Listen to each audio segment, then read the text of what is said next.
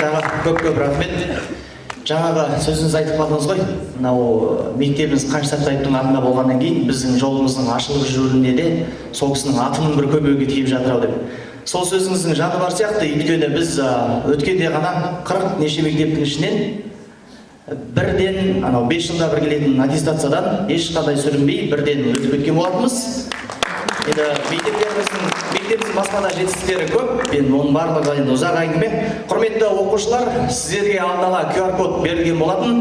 Санжар ағамызға сұрақтарыңыз бар болса, сол жерден жазсаңыздар, мен өзім оқитын боламын. Ал аға, мынау мектебіміз Қаныш Сәтбаевтың атында деп айтып жатырмыз ғой. Сол Қаныш Сәтбаевты жақыннан тану мақсатында сіздің Қаныш Сәтбаев және ғылыми майдан деген кітабыңызды біз мұғалімдер сатып алып, оқып, оқушыларда танып, осы жерде TEDx форматында да талқылаған болатынбыз. Бүгін міне автор өзіңізбен кездескенімізге тағы да шын жүректен қуаныштымыз аға. Олай болса, екінші сұрағымды қояйын сізге. Қазір білесіз, мынау 10-11 сынып болса да, кейін қандай маман иесі атанатынын білмей жүретін оқушылар болады. ОБТ тапсыруға жақын аз қалса да, әлі кім болатынын біле алмай жүрген балалар болады. Мынау жастайынан, кішкентайынан осы Қаныш сияқты мен ертең күні еліме, жеріме қызмет етемін. Қайтсем де мынау қазаққа қызмет етпей қоймаймын деген сияқты биік мақсатпен, асыл мұратпенен өсу үшін балаларға қандай әрекеттер жасау керекпіз деп ойлайсыз? Екінші сұрағымыз. Егер Қаныш және ғылыми майдан деген кітапты оқыған болсаңыздар, онда бұл сұрақтың жауабы сол кітаптың ішінде беріліп кеткен. Мына ғалымдар не үшін 20-21 ғасырдағы адамдардың бәрі жаппай невроз болып, жаппай депрессияға ұшырап, жаппай бәрінің жүйкесі жүндей түтіліп кетті дегенді зерттейді. Соның ішінде Карл Густав Юнг 60-шы жылдары четкий диагноз қояды. Негізі бұл legitimate suffering деп айтады. Legitimate suffering деген адамның осы өмірде арқалауға тиісті табиғи азабы деген сөз. Енді мына қазіргі жастардың бәрінің ертең тұлға болып шыға алмайтын себебі қиын жерді таңдап алып, сол қиындыққа бетпе-бет келіп, ең жаңағы проблемасы қайнап тұрған жерге барып қойып кетіп, сол жердегі қиындықпен ұстасып, темірдей болып қашалып, ана жерде тұлға болып шығудың орнына, айлакерлік деген шамадан тыс шектен шығып кеткен, мүмкін дегенше қиын жерді айналып өту. Мүмкін болса проблемасы жоқ жерде жұмысқа тұру деген бәлені тауып алды. Сен солай подход жасаған сайын өмірге сенің мына жүйкең тоза береді екен. Яғни тәңірлік азапты арқаламайсың да, онда оның орнына пайдасы жоқ, емі жоқ, невроз арқалайсың. Сондықтан да біз Сәтбаев туралы жазған кезде естеріңде болса, көрдіңдер ме, тәңірлік азапты арқалау деген 26-шы жылы дипломын алып келген кезінде оған Яковлев күшті ақыл береді негізінде. Сен максимализммен ауырма деп айтады Қанышқа. Мына жерде мыс бар болған күннің өзінде оны алу тиімсіз бізге дейді. Неге десе, сен 450 километр бір жерге темір жол төсеу керек.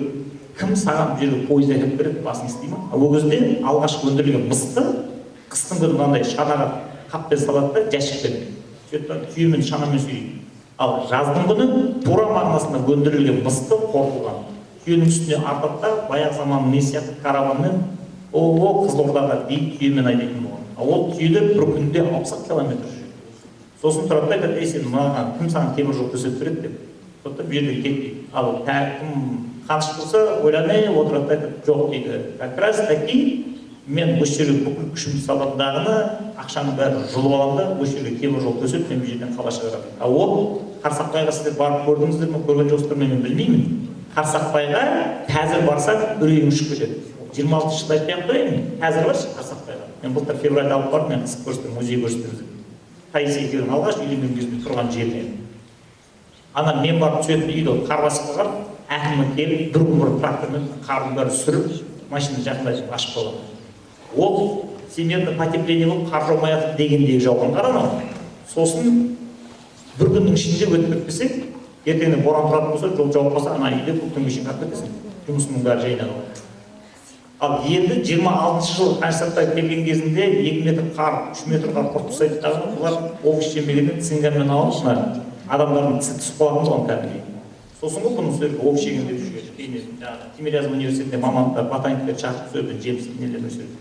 Сондықтан да бұл жердегі егер жас маман боламын дейтін балдар болатын болса, жігіттер, қыздар, 10-11 жастың балдары, іштеріңнен өздеріңді өте ақылды, өте айлакер, өте қу, өздеріңді бір супер рационалист санамай-ақ қойыңдар.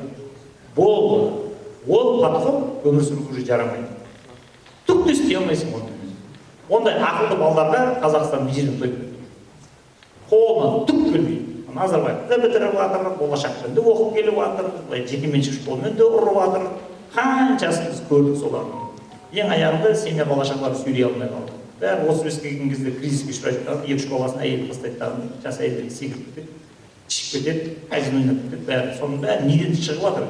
Соның бәрі Қажы Сәтпаев сияқты жас кезінде болды ғылымның күшіменен қоғамдағы проблеманы шешіп, осы халыққа бір цивилизацияның жарығын алып келіп саламын, мен саламын, бұны мен салмасам ешкім салмайды деген азапты саналы түрде, рационалды түрде егер ақаламайтын болса, мына жігіттер просто бұл жігіттер түкке де пайдаланса бордай тозып кетеді, жіп тастайды. Экзистенциальный философия деген сабақ сонымен айналысады. Ғылым 1835 жылы алғаш рет қаланған негізі. Сол кезде Европадағы адамдар тозып отқанын көріп, мынау адам болып жатыр деп ең бірінші айтқан адам ол Данияның жігіті Сирон Киркегard деген жігіт айтқан. Бірақ оны мазақтап күлген өзі. Қойшы, сен де болмайтын нәрселер айта бересің, қалай ол Европа халық тозып ғылымға бастап бара жатыр ғой деген айтты. Қарсы тәңірлік азап жоқ. Сендер вообще дінді талқандап тастадыңдар ғой, Құдай темасын жаптыңдар ғой. Артынша Ницше келеді дағына, Құдай өлді деп мәлімдейді. Бог умер деген афоризм содан шыққан. Болды, Құдайды өлтіріп тындыңдар, енді тәңірлік азапты арқалайтын азамат жоқ. Енді естисіңдер. Бірінші естисіңдер. Действительно, 1914 жылы бірінші дүниежүзілік соғыс басталады. Халықта адамдар бір-бірін шайнап, бір-бірін өртеп, ана жерден жоқ бір жерде. 4 жылда ол соғыс зорға тоқтайды. Артынша есін жиямыз деп жатқан кезде Гитлер екіншісін бастайды. 45 жылы бүкіл дүние соғыс бітірді. Сосын барып тоқтағаннан кейін экзистенциалдық философия жарыққа шығарып болды, адамдарға қайтадан түсіндіріңдер рухани білімді, қайтадан тәңірлік азапты арқалауды, қайтадан мойындарына іліңдер қайтадан шығарып соғылады. Сондықтан да мен де жігіттермен бір еркекше сөйлесетін тағы да бір лектор керек болатын болса, мен тағы да айтып берейін сіздерге, айтайын. Бұл жерде біз енді ол клуб целый, алқа деп аталады, 300-ге жуық мүшесі бар. Олардың бәрі мәнсіз, мағынасыз қос кеуде ғасырынан қашып, өзінің бала-шағаларының болашағынан шошып телефонда отырған. Көзінің от сөніп тұрған балаларының болашағы жоқ екенін көргеннен кейін паникаға түсіп, одан кейін барып біздің маңайымызға топталып, осы кітаптардың бәрін оқып есін жинап алған адамдар. Соңғы бір 4-5 жылдың ішінде. Енді олар аяқта тұрды қазір. Лекторлар да бар, кітапханашылар да бар, мұғалімдер де бар. Енді сіздерге тек қана қалып тұрғаны, оларды кезек-кезек шақырасыздар дағы, мына балалармен жеке-жеке жұмыс істейтін. Бір күнгі неде сіздер шеше алмайсыздар. Мына менің айтып жатқан ақпараттарымның бәрі бұлардың санасына қазір тұншығып жетіп жатыр қазір. Себебі телефонмен келетін, бұлар енді информационный ожирение деп айтады, милары майбас кетеді ақпараттан. Енді ана миындағы токсиндерді бәрін тазалап, майдың бәрін шығарып кеткенше біраз уақыт кетеді. Содан кейін ғана барып бұл жігіттермен қаныштың деңгейін сөйлесуге болады. Келіндер жігіттер мынандай мәселені арқалайды.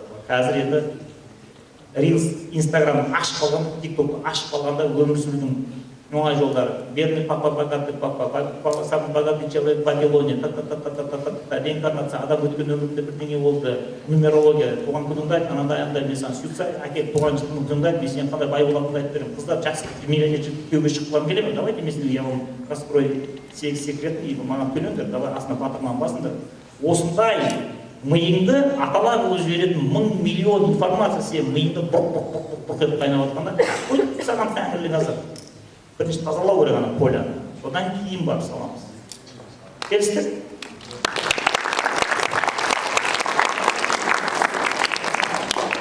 Көп рахмет аға. 2022 жылы аға, осы мектебімізде қазақ әдебиетінің қара нары атанған Несіпбек Айтұлы осы сахнамызда, қара шаңырағымызда қонақта болған еді. Сол жерде сол кісінің Қаныш поэмасын тұсаукесері болған болатын. Келесі кезекте сол Қаныш поэмасынан үзіндіні назарыңызға ұсынамыз. Қарсы алыңыздар. Ортаға